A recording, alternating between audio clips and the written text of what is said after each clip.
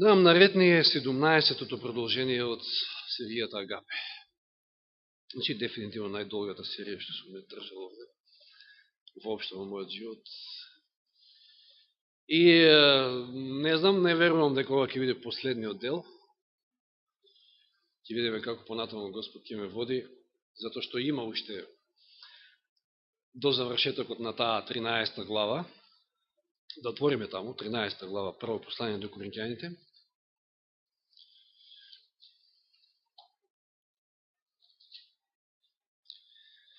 Ние сме во 7-миот стих, значи, главата има 13 стиха. Така да веројатно ќе кажеме нешто и за последните неколку стихови во наредните саботи, но конкретно целта ме беше да ги опфатиме овие 15 карактеристики или атрибути на љубовта Агапе и денеска ја имаме токму 15-тата наред. Последната од тие карактеристики. Тоа е последната од 7-миот стих, кај што се сместени дури 4 и сите го имаат оној предзнак, оној збор се. Значи се премолчува, се верува, на се надава и сега на крајот се трпи. Љубовта Агапе се трпи. Интересно е што, ако се сеќавате, првата карактеристика со која што почнавме во 4-тиот стих, која беше? Љубовта долго трпи. А сега завршуваат карактеристиките, 15-тата е се трпи. Интересно, сите овие други се во сендвич некако на... Ова карактеристика наистина е многу битна. Ако се сеќавате, на почетокот посветивме на долго трпеливата љубов, дори 2 теми, ако не се лажам. Затоа денеска доаѓа да е 17-ти дел. Но, кога стануваше збор за долго трпението, видовме во кој контекст, на што се мислише, овде е употребен друг грчки збор.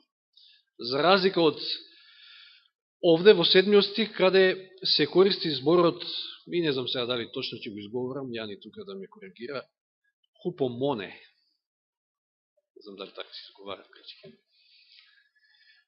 Значи во 7-миот стих, кога се вели дека љубовта се трпи, искористен овој збор, и затоа ќе имаме за цел да разгледаме повеќе текстови денеска, каде што се користи токму овој збор, за да видиме што сушто значи ова. На почетокот, кога зборувавме за тоа дека љубовта е долго трпелива, видовме дека тоа се однесуваше и сите овие карактеристики се однесуваат на нашите меѓучовечки односи пред се. Павле, ова глава има за цел да ја запише најнапред како поука за коринќаните, за Коринската црква, кој што имала проблем со меѓучовечките односи и со односите кон самиот него, кој што ја основал таа црква, но неисцрпна тема, која што тема е актуелна и денеска, затоа што луѓе како луѓе, сите ние сме грешни со своји мани и слабости и секојаш те излегува некој проблем во нашите меѓучовечки односи, може да дојде до нарушување. Па тогаш разговаравме, видовме дека токму од тие причини, пошто сме различни, треба да се разбираме. Секој од нас има некој, што викаат американците, свој бекграунд или своje минато, поминал соодветно детство, живот, така да мора да бидеме трпеливи еден кон друг и да се разбираме. Но овде, ова трпение на крајот што се спомнува, значи во 15-та карактеристика е нешто друго. Зборот хупомоне означува останува, во превод, останува под, стои цврсто, или може да кажеме дека љубовта е непоколеблива, љубовта е цврста, верна, лојална, упорна.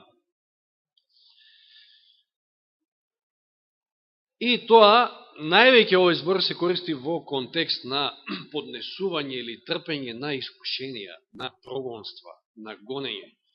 И со самото ова, сваќаме дека ова карактеристика е многу битна. Затоа што ние живееме во ова време во кое што очекуваме да биде и последно, за некој од нас можеби нема да го доживееме крајот, живи, нели, да го дочекаме Христа, меѓутоа многу е веројатно да повеќето од нас и го дочекаме Христа и знаеме дека ќе има и гонења, ќе има и неприлики, ќе има неволи за Божиот народ, и ова е многу битно.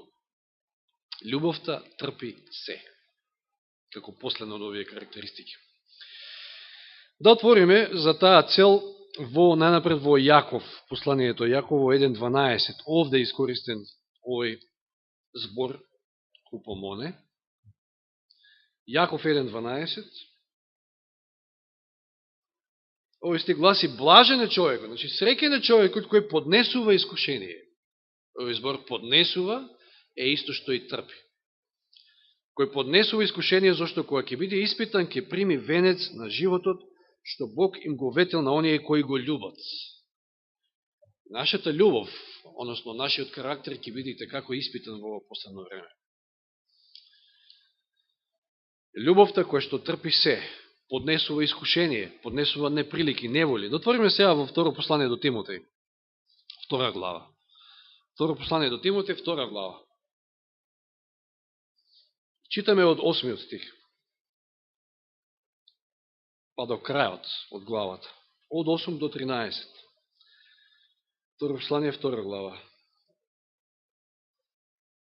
Помни го Исуса Христа, кој воскресна од мртвите, кој е од Давидовото потомство, според моето Евангелие, за кое страдам се до окови, вели Павле, упатувајќи му ова послание до Тимотеј. Значи, за Евангелието за кое што страдам до окови, како некаков злосторник, но Божјото Слово не е оковано. Заради тоа издржувам. Заради тоа трпам се, вели Павле. Издржувам се, заради избраните, та и тие да добијат спасение со вечна слава во Христа Исуса. Зошто го трпел ова Павле што го трпел? Еве, дури се нашол во окови. Да, но и овде вели заради избраните, заради спасението на луѓето на кои што веќе им го проповеда Евангелието, луѓето кои што веќе формирале цркви, луѓе кои што се веќе браќа и сестри. И за сите други останати кои што требало допрво да го слушнат Евангелието.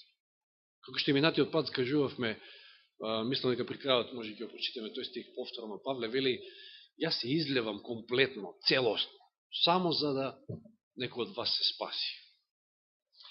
Павле трпел се, прогонства, да не збориме тамо во Коринќаните исто што кажува, колку пати бил биен, тепан, колку бродоломи доживеал, и сето тоа заради Евангелието. И можеме да замислиме денески, во денешно време, што се доживуваат мисионерите кои што живеат далеку од своите домови и кои што претрпуваат слични, можеби, вакви непријатности, само за една цел, да го однесат Евангелието до луѓето. Тоа е навистина љубов, она вистинска љубов, кој што го љуби ближниот и го љуби Бога. Заради тоа, значи, издржувам се, заради избраните, та и тие да добијат спасение со вечна слава во Христа Исуса. Веродостојно е Словото. Ако умревме со Него и ќе живееме. Ако трпиме со Него и ќе царуваме. Ако се одречеме од Него, и тој ќе се одрече од нас. Ако сме неверни, тој останува верен. И покрај тоа што ние сме неверни, затоа што сам себе не може да се одрече. И во овој контекст ја гледаме таа љубов која што трпи се, издржува се и до крај издржува. Како кој ќе биде спасен, оној кој што ќе претрпи се, значи до крај. Не се одрекува, не се откажува. Сете се на Петар. Петар во момент се одрекол од Христа, фала на Господа, потоа се покајал. Дали ние ќе издржиме до крај? Еве, во нашите редови мнозина кои што биле, некојаш не се. Сега, не сакам да зборувам, Господ ја знае ситуацијата со секој од нив, но не знам од кои причини, веројатно може да кажеме општо недостаток на љубов. Она што на сите ни е потребно и недостасува. Таа вистинска љубов која што трпи, издржува се. Мене ми било речено, пазете, јас сум веќе тук 11 година меѓу вас. Мене ми било речено порано, па како можеш да ги трпиш? Како издржуваш тамо? Замислите како да не знам, некаде има поар, никако да...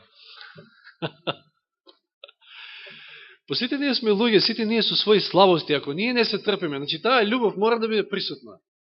Таа е таа вистинска љубов, која што трпи се. Да, тоа ми го кажа. Тоа ми било речено од... Ајде, не е битно. Со дебела кожа. Дебелокожец. Не реков дали е сестра или брат или било што, значи, не реков. Ми беше кажано само такво нешто. Меѓутоа, ете, мене, може би Господ ме довел овде, а не таму, на некоје друго место, затоа што јас сум имал некој живот предходен и сум ја, како да кажеме, сум станал крокодил, што вели Јани, односно дебела кожа имам, живци може би неам дебели, си признавам, меѓутоа, ете, Господ ме довел овде, затоа што можам да трпам. Па не сум отишел до сега. Меѓутоа, вистинскиот христијанин, оној кој што ја има агапе, љубовта, трпи и издржува до крај. Јас онака човечки кажано можам да кажам за себе, мене ме оставаат, ја не оставам. Мене може само да ме остават. Човечки кажано онака. По природа не сум таков човек, меѓутоа Господ е тој кој што треба да ни ја влее преку Светиот Дух таа љубов. Ние немаме. По природа. Значи, еве, Павле издржал се заради спасението на луѓето. И ако трпиме вели со него и ќе царуваме, ако се одречеме од него, значи нема одрекување, до крај сме тргнале по тој пат. Ако навистина го сакаме Господа, ако навистина имаме целосна добра во него, тоаш ќе веруваме се, ќе се надеваме на се и ќе трпиме се. Тоа е љубовта. Одиме во друг текст во Евреите 10 глава. Евреите 10 од 32 понатаму до 39, до крајот, значи од 32 стих до крајот од 10 глава на Евреите. Овде има исто еден убав текст. Спомнувајте си за поранешните денови, кога просветени претрпевте голема борба на страдања. Повторно видите во контекст страдањата, прогонствата. Со тоа што бевте од една страна изложени јавно на хулења и неволји, сте биле изложени јавно на хулења. Блажени сте, ако, што вели Исус во својата проповед на гората на блаженството, ако зборуваат се и се што кон вас. Мене всушност ме хулат и навредуваат. Значи, изложени јавно на хулење и неволи, а од друга страна станавте соучесници на оние кои страдаат така.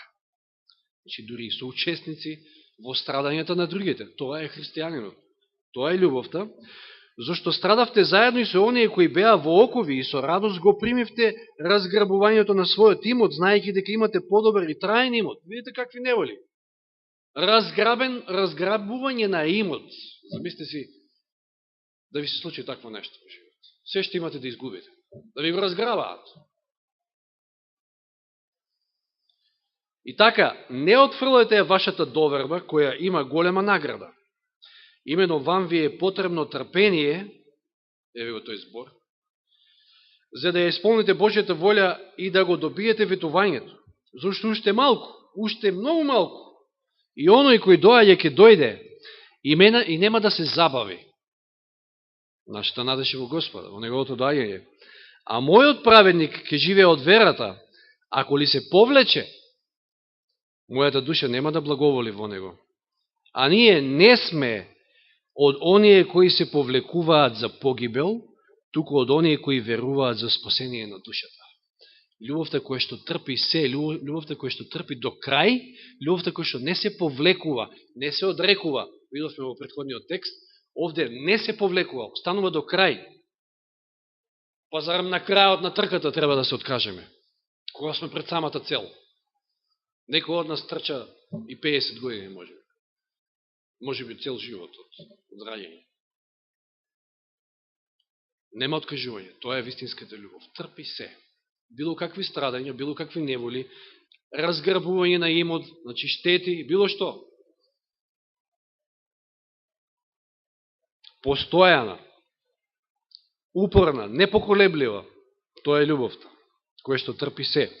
Отваряме сега во 12 глава од Евреите, исто тука имаме еден текст, првите 3 стиха, многу добро познати. Исус како наш пример, кој што претрпил се за наше спасение, за да ние можеме да се храбриме исто така од неговиот пример, од оно што тој го поминал. Од први стих. Затоа и ние, имајќи околу себе толков облак сведоци, да ги положиме настрана секое бреме и гревот кој што не сплеткува лесно и да трчаме со трпение на трката што ни е поставена пред нас. Гледајќи во Исуса, почетникот и исполнителот на нашата вера, кој поради радоста што беше пред него го претрпе крстот. Дури и крстот. Презирајќи го срамот и седна одесно на Божиот престол. Имено, размислете за него. Мислете за него, што вели Елен Вајд. Размислувајте токму за овие последни сцени од неговиот живот. Секој дневно. Кој претрпе од грешниците такви противења против себе си, и јас не знам дали некој од нас претрпел такви противења од грешниците. Од луѓето. Сите не сме грешници. За да не се истоштите и за да не станете малодушни. Трчате на трката, сетете се на Христа, сетете се на тоа ништо помина Христос, ништо што помина љубовта агапе, тоа е Христос, тоа е Бог. За да не се истоштите, за да не омалаксате, за да не речете 50 години го чекаме Христа, 50 години одам во црква, ништо не се случува, нема, папсам веќе. Не можем веќе. Љубовта трпи до крај, љубовта трпи се. Интересно е што грците во своје време на Олимпијадата имале една дисциплина која што не победувал првиот што ќе стигне на целта, туку победувал оној кој што прв ќе стигне на целта со запален факел. Значи факелот да му остане, да не му изгасне. И сега замислите си го тој напор, значи треба да бидете доволно брзи, ама и не премногу брзи, за да не ви изгасне огинот од факелот.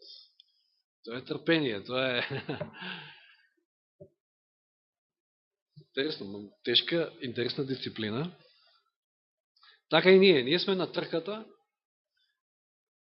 Ако не изгасне верата, ако не изгасне надежта, која што после не умира, обично велиме, тогаш тоа значи дека не изгаснала и љубовта и ништо од целта. Но љубовта трпи до крај, љубовта трпи се. Прво Петрова 2 глава, тука имаме исто убави стихови. Прво Петрова 2 глава, од 18 стих ќе читам, некаде до 23. Исто познати стихови, често пати се навраќаме на овие стихови. Значи, прво Петрова 2 глава од 18. Слуги, покорувајте им се на своите господари со целосен страв, но не само на добрите и кротките, туку дури и на суровите. Лесно е, можеби, да се покорувате на добри господари, ама како е на суровите, оние кои што ве омаловажуваат, ве малтретираат. Зашто тоа е благодат, кога некој страда несправедливо и поднесува маки заради сознанието за Бога.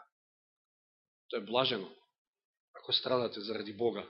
Имено каква е пофалбата ако трпите кога ве казнуваат за вашите престапи? Има ли пофалба тогаш? Сте заслужиле, па си добивате заслужена казна.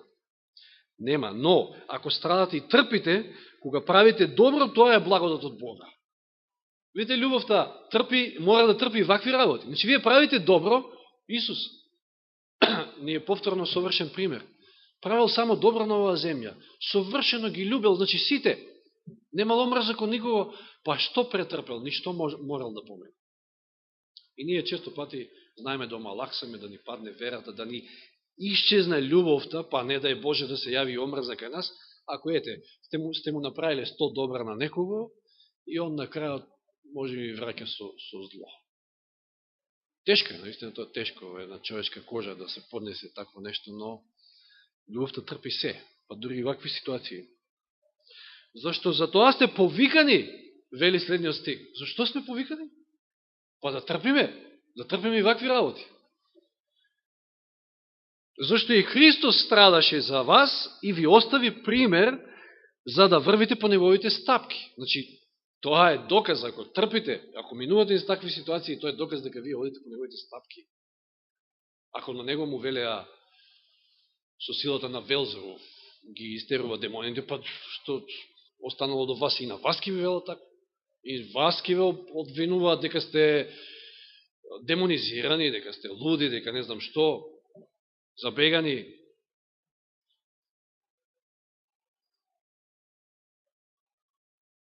Имаше една вест деновиве, кој што беше нормално не вистината. Наводно за Чак Норис, дека станал адвентист.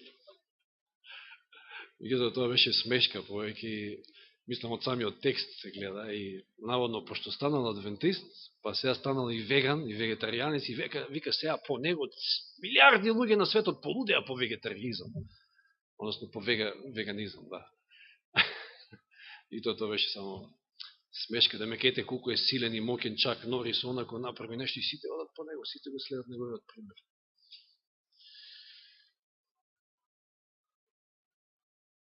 Молам?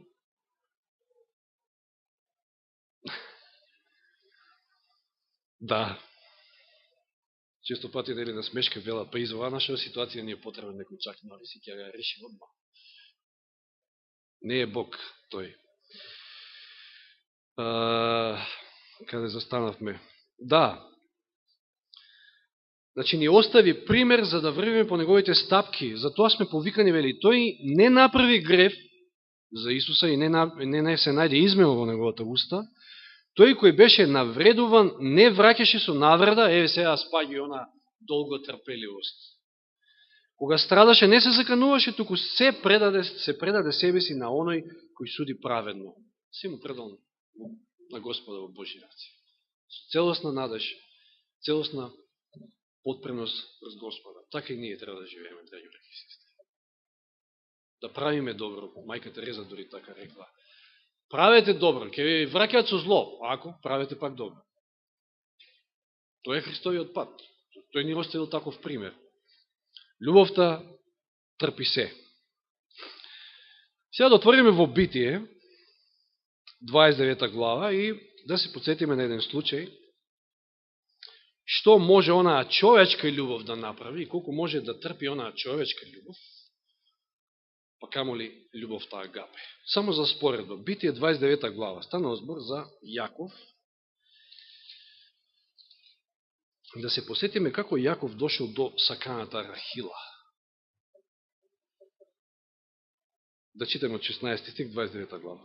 Значи, отишел кај својот војко, Лаван, знаеме, поради ситуацијата, неговото бегство од дома. И од 16 стих, од 15 Лаван му рече, зар ќе ми служиш бесплатно, зашто си ми внук од сестра? Кажи ми колку ќе барам за наем. Лаван имаше две керки, на повозрастната името и беше Лија, на помладата Рахила. Лија имаше слаби очи, а Рахила беше складна и убава на лице.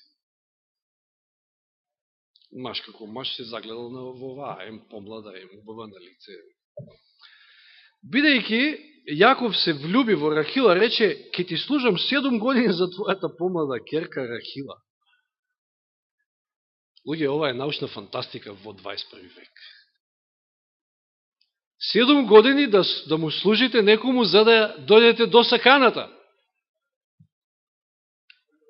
Абе не, сега не ве чека ни 9 месеци од војска се вратите, така, иако нема воен рок, меѓутоа. Ни 9 месеци не ве чека. Мислам, за жал, тоа е ситуацијата во која што, мислам, животот и времето во кое што живееме. Меѓутоа, видите каква љубов. 7 години ќе ти служам, за да... И што се случува? Не 7, испаднале 14, затоа што Лаван го измамил, па он бил спремен и уште 7 да служи. Зошто? Ајде да читаме. Значи, бидејќи Јаков се влюби во Рахила, рече, ке ти служам 7 години за твојата помлада керка Рахила. Лаван одговори, подобро да ти ја дадам тебе, отколку на некој тугинец. Остани со мене. Овој збор. Остани. Што значише хупомоне? Да трпиш, да останеш, да бидеш цврст, да стоиш, да чекаш. Така, Јаков служеше за Рахила 7 години, ама му се видоа, ова е многу битното, ама му се видоа заради љубовта кој неја како неколку дни. Тоа е љубовта. И ние кога ќе стигнеме на крај, кога ќе стигнеме до целта, ако навистина го љубиме Господа, ќе ни се чини само како миг, како момент. Ќе заборавиме на сите тие години на маки, на страдања, на 50 години, како што реков, 60, 70, може би некој му служи на Господа и чека. Затоа што заради љубовта кон неја Значи, му се чинеа како неколку дни, 7 години. И уште 7 морам. 14 години за да дојде до саканата. Навистина научна фантастика, реков за денешно време. Колку е човекот паднат.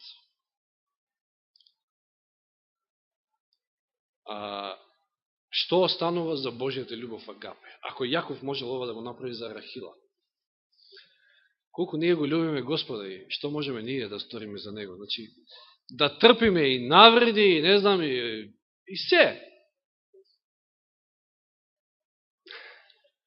Не сватите погрешно. Во контекст на оно што ми беше кажано, како можеш да ги трпиш. Значи, едно е, се веројатно годините, иако не сум престарен, може би и гените се опрашање, меѓутоа,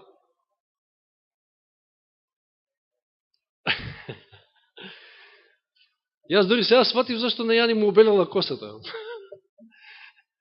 Минало последно време многу нагло почна ми беле. Затоа што треба да трпиш. Да трпиш се. Тоа е љубов. Пак ќе кажам, не ме сваќате погрешно. Ние сме тука, треба за тие меѓу човечки односи да перфектно да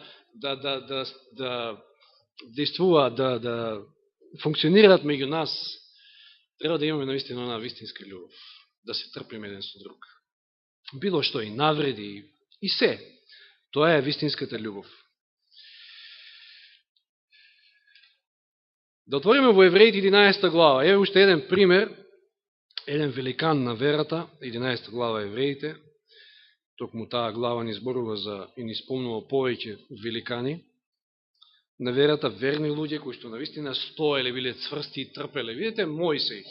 Познати зборови, од неодамна ни беше овие стихови ни беа и утрински. Значи, 11 глава Евреите, 24 стих до 26. Преку вера Мојсей, кога порасна и кога дозна дека е евреин, што направи? Одби да го нарекуваат син на фараоновата керка и со поголема желба сакаше да страда, да трпи, заедно со Божиот народ, отколку да се насладува за кратко време на кревот. Мојсей е вистинскиот. Зашто колењето, вели, на Христа го сметаше за поголемо богатство од египетските богатства, зашто ја имаше предвид наградата. Целта. И затоа Мојсей беше поспремен да трпи со Божиот народ, не се тоа што помина. Па замисли што поменал Мојсей. Па кој сум ја према Мојсей? По 40 години ги трпил евреите. Цели 40 години. Не ова сакаат, не она сакаат, вода сакаме, не знам вода.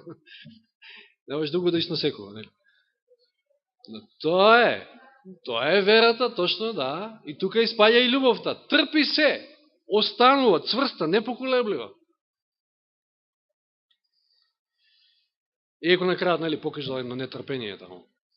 Сепак, Мојсей. Но многу голема работа да се откажеш, пазите, многу голема работа. Од денешно време ние не сме во египетското царство. Во најсилното, најголемото тогаш. Ние сме во една бедна Македонија, да кажеме, но сепак убава и наша земја, наше парче земја. И може би ги немаме тие можности што Мојсей, со оглед на местото кое што го заземал, тие можности што он ги имал тоа време. Можел да ужива во животот. Но тој се откажал од сето тоа. Пазите, ова е пример од Христов. Исто, Христос се откажал од небото, за да не спаси нас. Мојсей се откажал од сето тоа, за да тргне со Божиот народ и тоа на повик на Бога, да го изведе. Токму тој бил тој кој што преку Господ, нели, преку него го спасил од египетското робство. Бил спремен да трпи. Повеќе отколку да ужива во гревот. И нам ни велат некојаш луди сте навистина, се откажувате од ова, се откажувате од ова. Што се откажуваме? И да, човечки гледано, значи ние се откажуваме, нашето тело го уморуваме, кој што вели Павле таму, го скрутуваме. Многу ситуации, меѓутоа тоа се со цел да се стигне до целта, затоа што го љубиме Господа пред се, тоа треба да биде вистинската мотивација. И да, трпиме, меѓутоа љубовта трпи се, како што кажавме. И еве сега да видиме уште неколку стиха во второ послание Тимотеј, околу самиот Павле. Иако веќе прочитавме нешто за Павле. Она што го спомнав претходно, зошто? Зошто луѓето си одат? И зошто можеби не доаѓаат веќе во црква? Значи, јас пак не, ке кажам, не навлегувам во конкретни случаеви, не знам, Господ знае. Но, видите ни што поминал Павле, ни што морал да помине. Можеби некој од нас ќе се соочи со тоа. Второ послание до Тимотеј, 1 глава. И читаме 15 стих. Ти го знаеш тоа, значи повторно зборови упатени до Тимотеј, дека во Азија сите се одвратија од мене, меѓу кои се Фигел и Ермоген.